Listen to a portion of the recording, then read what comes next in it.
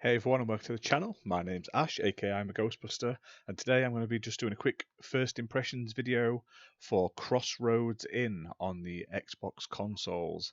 Now, this game released on the 19th of the 5th, 2021, and it's developed and published by Clubata, who have been gracious enough to give us a copy for this video so we could review it. So big thank you to them. Now, Crossroads Inn is basically a real-time management sim set in like a fantasy world, and I'll quickly jump into the description, then I'll go into sort of my feelings about the game. So, Crossroads Inn is a real-time management sim with role-playing game elements. The game consists of two unique modes offering totally different experiences. So in Sandbox mode, gamers will focus solely on managing their business and economy to build their very own tavern, hire and oversee staff, manage the supply chains, and create new dish recipes. And in campaign mode, micromanagement is just a prelude to a rich story as the kingdom is in turmoil and a shift of power is expected. Your inn will soon attract the attention of important political and military figures who are desperately trying to hold on to the reins of power.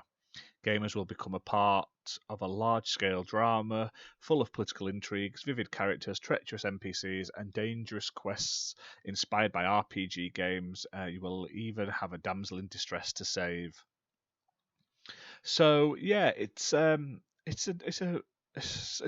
standard sort of sim style game. You've got the building, obviously a tavern that you build up and you manage, and obviously you've got to put up with all the punters and doing all the quests and stuff like that.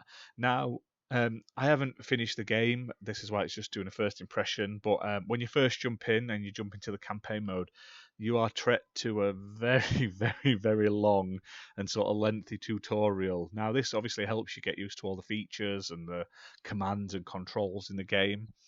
However, I did notice it does sort of ignore a few of the important points and sort of things you'd kind of need to know, and it sort of glosses over them in ways that it probably shouldn't. It could have done a bit more in depth. Um, but like I say, in the most part, the tutorial obviously helps you through everything. My main complaint with the tutorial is you do this massive tutorial and then you basically start the game properly, and then you have to start from scratch. So all these things where you've been building up this tutorial in from scratch, um, you're having to redo basically again, which is this tends to be the sort of case with sim games. A lot of the theme park games do this, where they give you like a tutorial level to build, and then you end up getting given your own, and you have to do the exact same stuff straight again just to get back to where you were up to.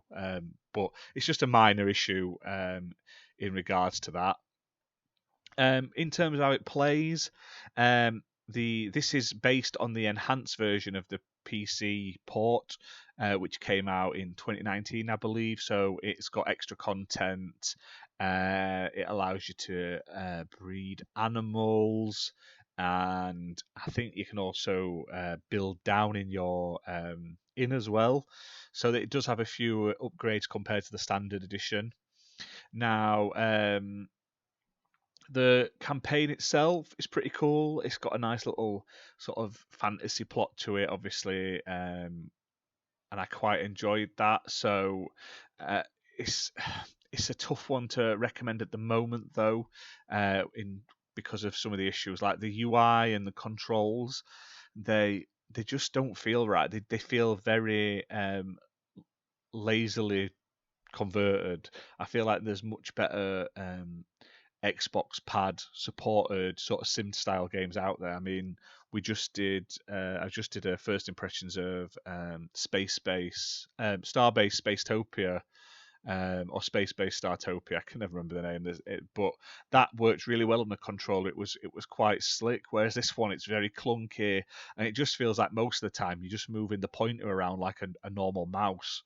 And a few times I struggled when I was trying to zoom in and out of what I was watching, which isn't ideal. So I got stuck in a certain view and I couldn't seem to zoom out to where I needed to be, which was really annoying, really awkward, and it's just badly ported, unfortunately. Now, I have read online, a few places have reported that they have said they're going to be patching and adding more stuff to it. They've got sort of a roadmap for new expansions and things to sort of fix some of the optimization issues and stuff like that. So hopefully this will improve the game. But like I say, I do like that it has a campaign and a sandbox that are separate. And the campaign so far, where I'm up to in it, is pretty interesting. I like that sort of intrigue it creates and stuff, and the sort of political sort of plays in it and that. As you build up, you're in. I really like that. And the art style is a weird one. It's odd, but it's oddly appealing. So it's got like a sort of cell shaded edge to it, but it's not super detailed at the same time. And then it is sort of detailed. It's very strange. You've got to see it in action to sort of appreciate it. But it looks better in game than it does from the trailers and stuff like that, I must admit. But like I say, it's currently priced at $24.99 on the Xbox Store. It will work on Xbox Series X and S and Xbox One.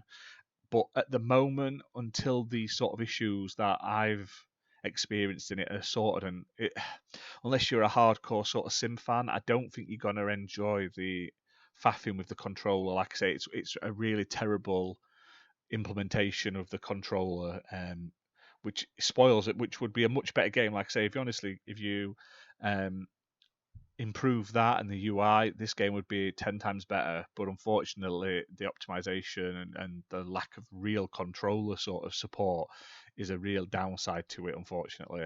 But like I say, I highly recommend you check it out, watch some videos, watch some gameplay. I don't know if there's a demo for it, but if there is, try that.